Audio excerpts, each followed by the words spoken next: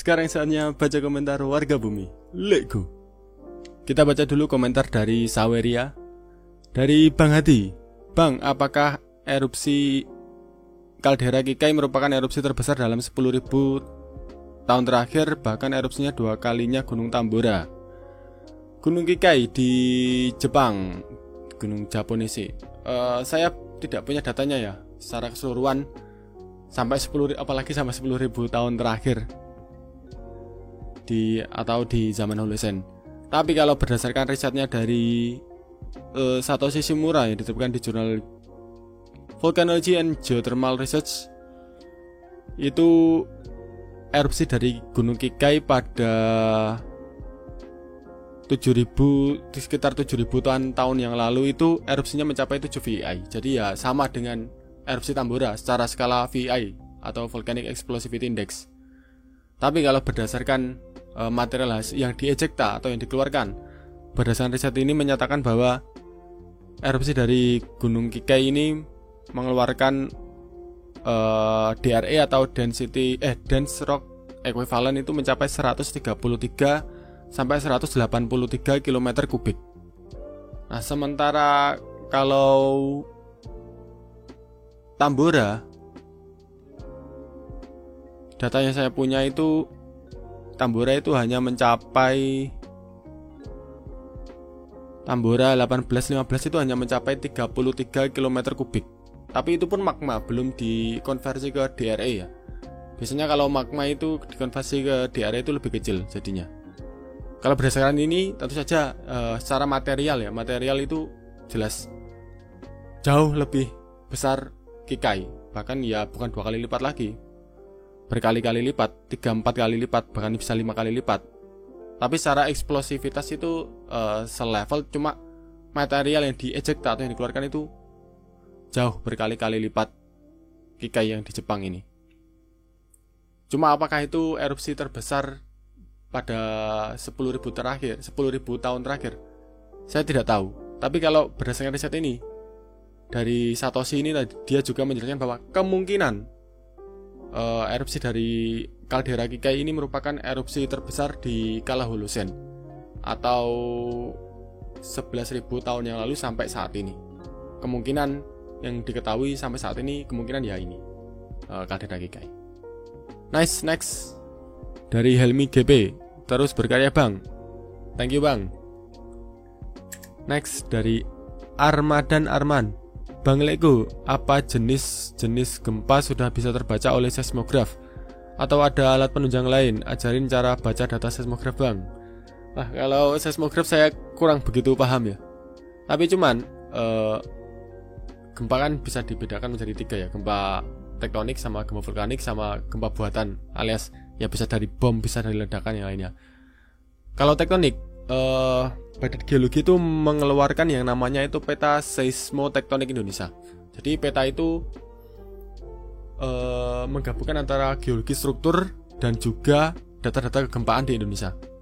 Nah, kalau gempa bumi yang hasil tektonik itu kan biasanya pasti ada 3 parameter yang paling utama ya. Epicentrum atau lokasi, letak geografisnya, terus kedalaman sama magnitude. Nah, di peta seismotektonik ini sangat menarik. Jadi di sini itu data-data kegempaan, riwayat kegempaan itu ditaruh di plot di sini, terus juga ada data kedalaman subduksi atau Benioff. Nah, kalian bisa lihat ini yang garis biru yang agak tebal ini itu adalah kedalaman subduksi atau Benioff dari lempeng Australia atau Samudra Hindia yang menunjam ke Indonesia. Kayak misalkan yang ini tuh sekitar kedalamannya ini 25 km. Nah, yang di utaranya lagi ini 50 km kedalamannya. Dan ke utara lagi 100, terus ke utara lagi lebih dalam. Sementara yang merah-merah titik-titik ini adalah data gempa. Terus kalau misalkan kita punya data gempa, misalkan lokasinya di selatan Pulau Jawa misalkan ya, selatan Pulau Jawa, di laut selatan. Apakah itu megatrus? Belum tentu. Tergantung lagi datanya, lokasinya di mana, kedalamannya berapa. Misalkan lokasinya di sini, epicentrumnya di sini. Terus kedalamannya itu 10 km misalkan. Walaupun ini posisinya di Laut Jawa, dia tidak bisa dikatakan sebagai gempa megatrust. Mungkin itu gempa karena sesar. Tapi misalkan kalau ada di sini, terus kedalamannya bisa sampai misalkan 100 km, bisa saja dia itu gempa intraslab.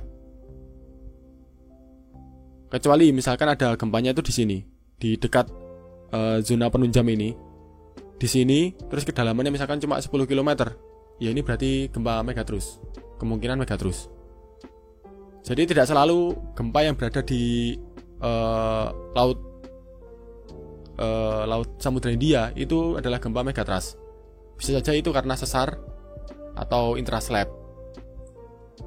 Jadi ini sangat bermanfaat ini peta ini, bisa untuk memperkirakan karakter gempa. Kalian bisa download di websitenya Badan Geologi. Kalau mau lebih detail, kalian bisa nonton webinarnya ini di sini.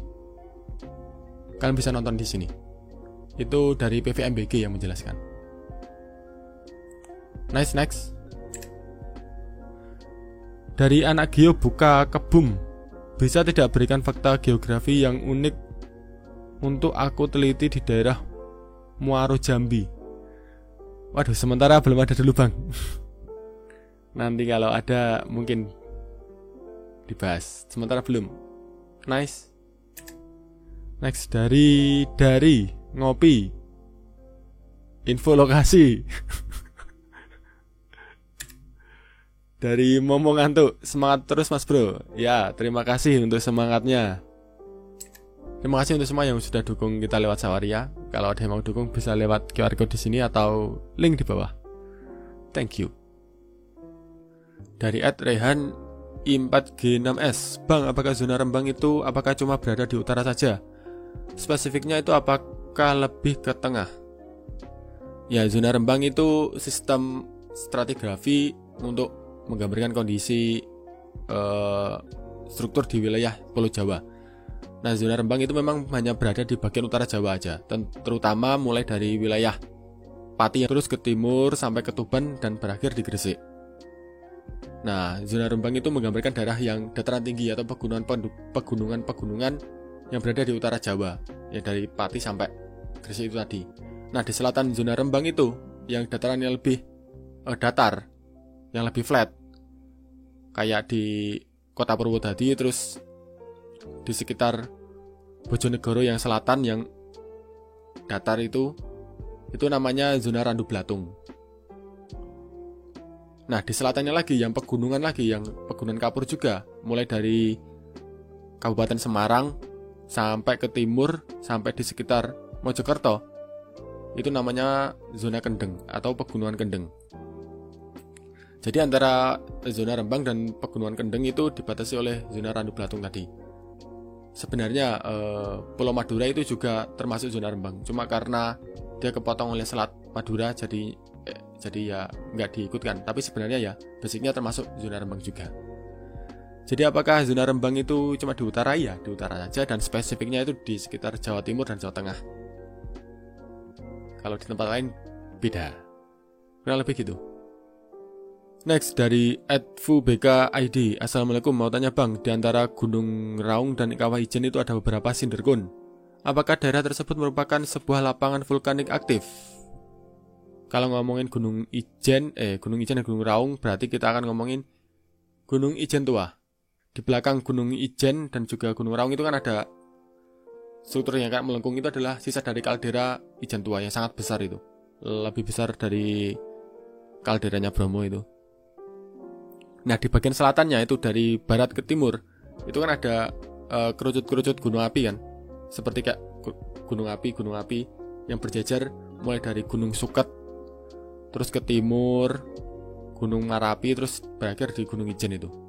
Nah, saya pernah mendengar penjelasan dari ahli vulkanologi dari ITB kalau nggak salah, setelah Gunung Ijen Tua runtuh, dia itu di bagian selatannya itu muncul kerucut parasitar. Jadi muncul gunung api baru. Jadi magma itu mencari jalan untuk keluar lagi. Nah, itu muncul kalau nggak salah paling tua itu Gunung Suket yang di barat itu, yang di belakangnya Gunung Raung itu. terus keluar, setelah itu nggak bisa keluar lagi, pindah ke timur, nggak bisa keluar lagi, muncul, terus nggak bisa keluar lagi, pindah ke timur lagi, begitu seterusnya sampai berakhir di Gunung Ijen itu, yang sekarang masih aktif itu. Apakah itu lapangan vulkanik aktif? Ya kalau Gunung Raung dan Gunung Ijen ya aktif, tapi yang lainnya kayaknya enggak. Cuma kalau tidak salah Gunung Raung itu agak berbeda prosesnya dibandingkan kerucut-kerucut yang di selatannya, yang di selatannya kaldera itu. Kalau Ijen, yang Gunung Ijen sekarang itu memang bagian dari kerucut parasiternya Ijen tua. Tapi kalau Raung itu kalau nggak salah penjelasannya beda. Nggak ikut termasuk dari parasitar dari Gunung Ijen tua. Kurang lebih seperti itu. Dari Ayang Krisna 9622, apakah Danau Ranukumbolo itu sebuah kaldera? Soalnya kebanyakan yang jadi bahasan pada TNBTS hanya Gunung Tengger Purba.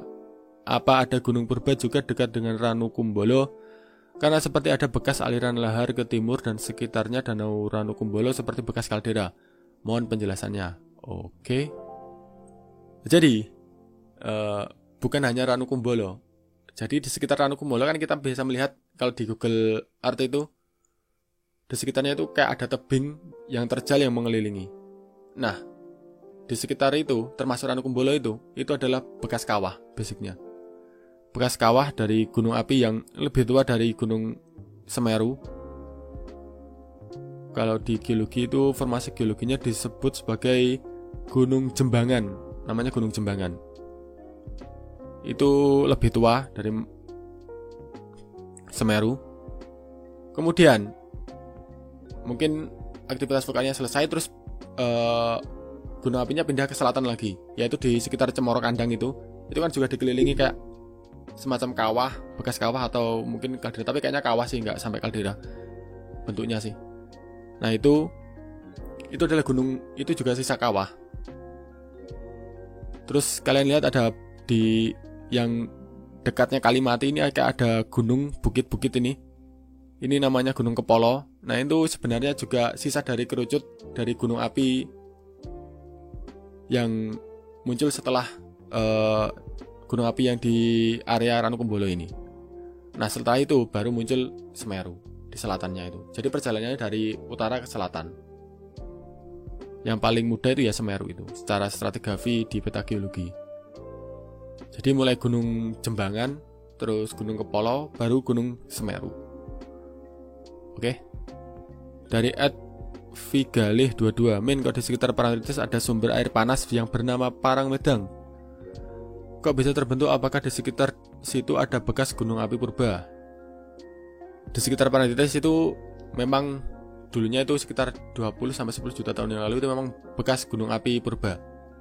Ya golongannya Gunung Langgeran, Semilir dan sebagainya itu. Tapi itu aktivitas vulkaniknya berhenti sekitar 10 juta tahun yang lalu kalau nggak salah, 10 sampai 5 juta tahun yang lalu mungkin. Nah, di situ muncul air panas. Apakah itu dari gunung api purba? Enggak, karena ya aktivitas vulkaniknya sudah selesai di sekitar 10 jutaan tahun yang lalu. Kemudian aktivitas vulkaniknya Pulau Jawa itu pindah ke tengah, yaitu di Gunung Merapi, Gunung Merbabu, dan sekitarnya itu yang di jalur tengah. Nah itu kenapa bisa muncul air panas? Kalau saya lihat dari beberapa riset, di situ ada sesar.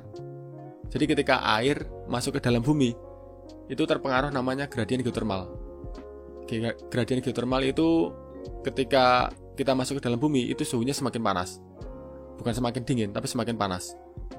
Nah ketika air itu masuk, otomatis dia juga ikut panas karena di dalam buminya itu juga suhu lingkungannya panas. Nah di situ ada namanya kalau nggak salah sesar Parangkusumo kalau nggak salah. Sesar Parangkusumo kalau nggak salah. Nah sesar Parangkusumo itu menjadi jalur keluarnya air panas ini. Jadi namanya fluida ya termasuk air ini itu akan bergerak mencari tekanan yang lebih rendah. Nah jalur sesar ini biasanya itu akan menjadi jalur untuk fluida keluar untuk mencari tekanan yang lebih rendah, yaitu ke permukaan. Nah jadinya ketika air yang di dalam bumi itu awalnya panas, ketika keluar juga ikut tetap panas. Jadi seperti itu. Itu sisa gunung api purba? Iya, sisa gunung api purba. Cuma apakah air panas itu dari gunung api purba? Enggak, itu dari sesar dan juga gradien geotermal. Kurang lebih seperti itu. Next dari Adam Suraga 2680. Apakah sesar bisa berubah jadi lempeng tektonik? Yang bisa merubah lempeng tektonik itu namanya rifting. Jadi rifting itu adalah proses awal dari gerak divergen. Jadi rifting itu awalnya itu ya bisa daratan, terus dia itu mulai retak dan membelah saling menjauh. Nah itu lama-lama semakin jauh nanti lempeng tektoniknya akan ada yang lepas. Saat ini salah satu contoh rifting yang terjadi itu di Afrika. Itu sekarang Afrika itu terbelah. Jadi nanti ada lempeng Somalia dan juga lempeng Afrika. Apakah di Indonesia pernah terjadi? Pernah sebenarnya. Yaitu antara teran Southwest Borneo atau Sundaland dengan teran West Sulawesi. Jadi kalau kalian lihat di Google Earth, itu di Selat Makassar itu kan jauh lebih dalam dibandingkan Laut Jawa yang cenderung lebih dangkal. Nah, Selat Makassar itu awalnya itu memang gara-gara terbentuk karena adanya proses rifting antara Sulawesi, yaitu teran West Sulawesi dan juga Sundaland. Jadi itu Sulawesi sudah mulai bergerak ke timur sebenarnya. Saya lupa di zaman berapa, di tahun berapa, di berapa juta tahun yang lalu saya lupa. Nah, sebenarnya Sulawesi itu nempel di Borneo atau di Kalimantan dan terjadi rifting. Jadi dia itu menjauh. Cuma sayangnya rifting itu gagal karena Australia dan beberapa lempeng samudra lainnya itu sudah mendekat. Jadi pergerakan lempeng Sulawesi itu gagal. Jadinya nggak sampai kebuka. Kalau mungkin kebuka, kita punya gunung api bawah laut. Mungkin kita juga punya seperti Islandia, gunung api yang bisa jadi tontonan.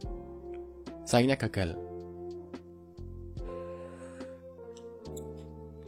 Dari @gunawan 7489. Bang, daerah Jawa mana yang rawan terjadi likuifaksi? Wah, saya tidak tahu, tidak punya datanya dan tidak mau berspekulasi.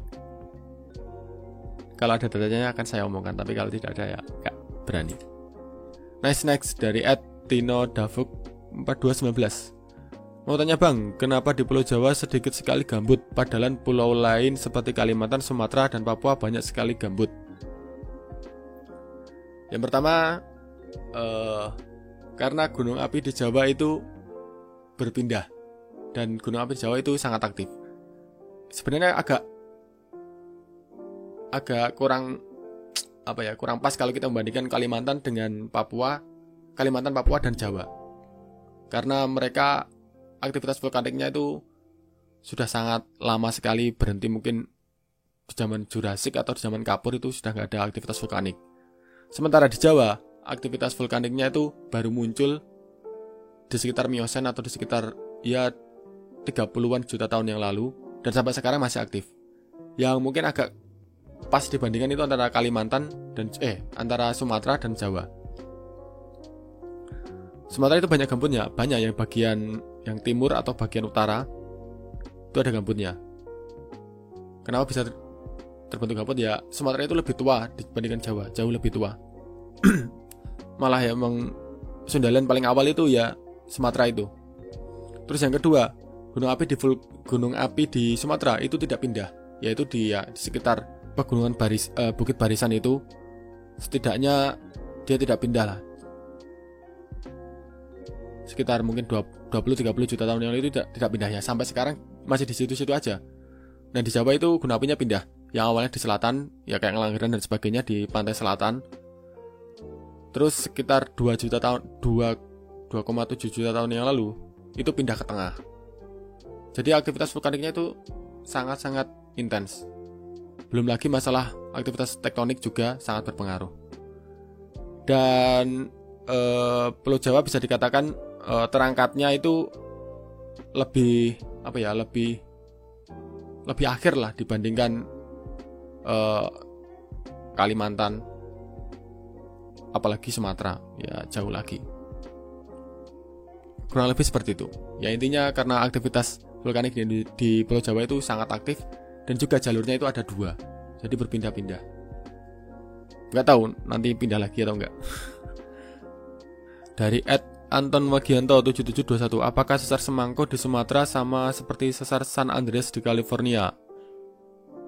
Ya basicnya antara sesar Semangko dan juga sesar San Andreas itu sama-sama tipe sesar strike slip atau sesar yang bergeser mendatar.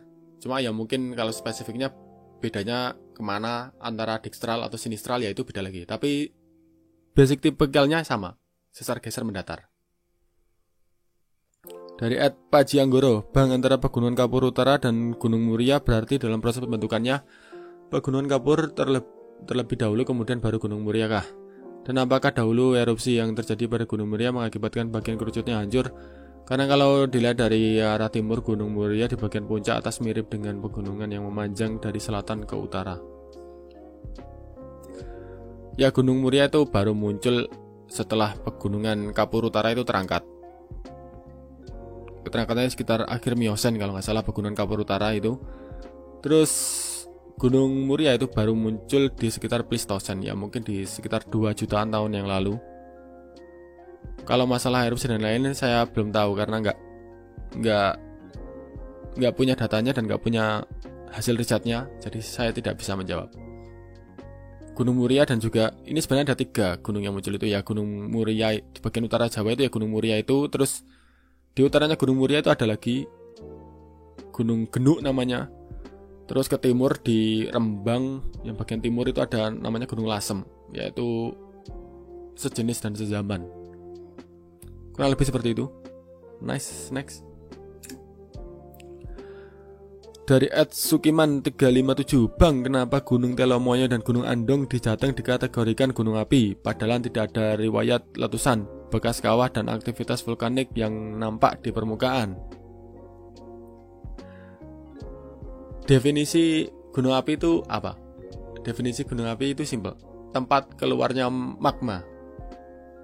Magma yang keluar itu jadi lava. Lava yang keluar ke permukaan bumi ketika mendingin itu jadinya batuan beku. Nah, Gunung Andong dan Gunung Telomoyo itu tersusun oleh batuan beku, yang artinya dia tersusun dari produk lava yang mendingin. Kalau namanya lava berarti asalnya dari magma. Magma asalnya dari apa?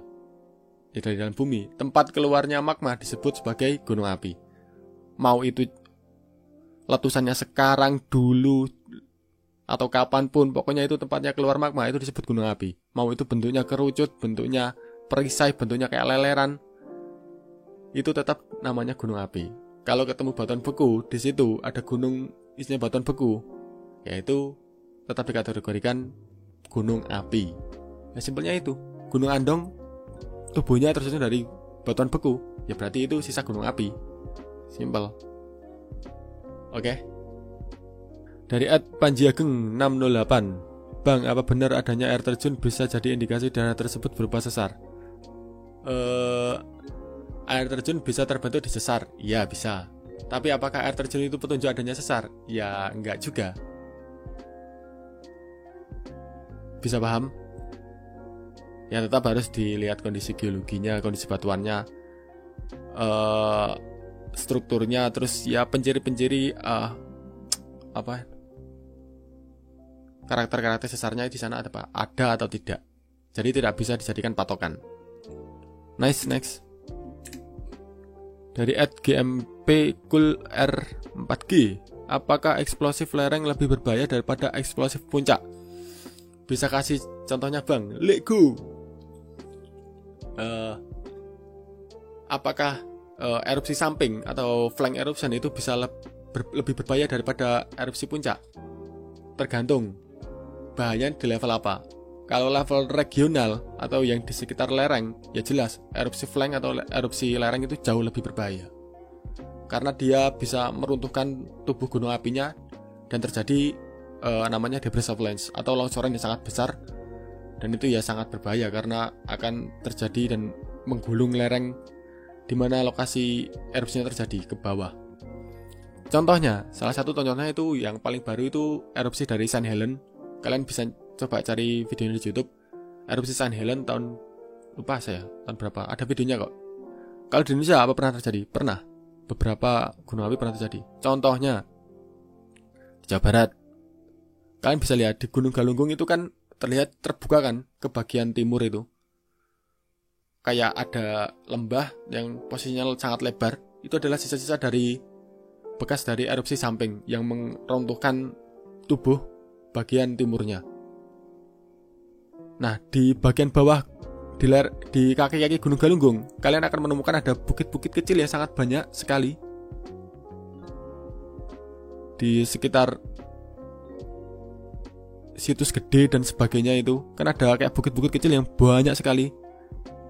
Kayak pendek-pendek tapi pendek-pendek. Itu adalah sisa-sisa materi atau batuan-batuan dari runtuhan erupsi dari Galunggung itu. Kalau Van Bamelen menyebutnya apa ya, lupa saya namanya. Thousand Hills kalau nggak salah, apa gitu. Thousand Hills kalau nggak salah. Itu adalah sisa-sisa dari erupsi Samping dari Gunung Galunggung. Gunung Gede itu juga pernah erupsi Samping atau flank eruption. Makanya kayak di wilayah di Kabupaten Cianjur yang di bawahnya Gunung Gede, di sekitarnya itu kayak ada bukit-bukit kecil-kecil, yaitu adalah sisa-sisa batuan ataupun material dari lereng yang hancur itu. Nah, kalau kalian bayangkan terjadi flank eruption zaman sekarang kan ya lebih ngeri, apalagi manusia zaman sekarang kan udah banyak sekali, apalagi di Pulau Jawa. Yang ngeri aja. Jadi flank eruption atau erupsi Samping itu berbahayanya itu lebih ke regional atau di sekitar lereng dan kaki gunung api. Next dari @sakabina channel 4034. Adakah sesar aktif di Pulau Madura? Ya tentu ada dong. Salah satunya yang paling besar itu namanya sesar RMKS atau Rembang Madura Kangean Sakala. Itu dari sekitar kalau nggak salah Semarang atau Pati itu menjalar sampai ke Madura. Itu sesar itu. Itu yang sangat besar ya sesarnya. Kalau ada, ya ada. Cuma apakah sudah teridentifikasi dan belum, ya itu beda lagi. Cuma ada banyak mestinya. Karena di sana juga banyak pegunungan lipatan kan. Kayak lipatan Antiklin Batu Putih, terus Antiklin Tempanjung, Singklin Eden dan sebagainya. Nah, di pegunungan-pegunungan lipatan itu juga terdapat sesar-sesar baik yang geser mendatar ataupun naik turun itu banyak, yang memotong-motong itu banyak. Pokoknya di sekitar mana ini? Di sekitar Sumeneb yang pegunungan-pegunungan itu banyak sesarnya. Yang pegunungan-pegunungan tengah ke utara itu banyak sesarnya. Dan itu adalah wilayah Antiklin. Next dari @Yusuf_Fadilah C6V. Mas, apa benar cekungan rawa danau di Banten itu akibat letusan gunung api? Nah, ini sebenarnya saya juga penasaran, serius. Karena bentuknya itu kayak mirip kaldera. Tapi kok cuma setengah aja. Tapi sampai sekarang saya juga belum ketemu ada risetnya yang menjelaskan itu sebenarnya terbentuk dari apa sih. Karena bentuknya itu dibilang mirip kaldera, tapi kok setengah doang. Jadi itu sebenarnya terbentuk dari apa? Nanti kalau saya ketemu risetnya saya bahas. Sampai sekarang tapi sayangnya belum ketemu saya. Penasaran sembah saya juga ini. Next. Dari @Maheza, Bang, ada gak sih gunung api terbentuk seperti Kepulauan Hawaii selain Kepulauan Hawaii? Ya banyak. Itu kan aktivitas mantel plume. Banyak. Kayak ya saya pernah bahas itu yang di di Pulau McDaniel itu juga mantel plume. Basicnya itu gunung api. Itu juga dari aktivitas mantel plume. Terus kalau di utaranya Kepulauan Solomon, di timur Papua Nugini itu kayak ada laut tapi lebih dangkal. Itu juga basicnya mantel plume, itu juga namanya Ontong Java Plateau. Tapi cuma masih di bawah permukaan laut. Banyak yang kayak gitu. Dari @Syahid bin Muta'ali, Mas, apakah Gunung Patuha Kawah Putih Ciwidey, Bandung termasuk gunung api purba? Tidak, itu masih termasuk gunung api muda. Karena ya munculnya di Pleistosen atau ya sekitar 2 juta tahun yang lalu sampai sekarang. Itu masih tergolong gunung api muda. Ya sama kayak gunung mana itu? Gunung Ciremai, Gunung Gede, Pangrango. Kalau Jawa Barat itu yang gunung api purba itu yang di selatan, tetap yang di selatan. Kayak misalkan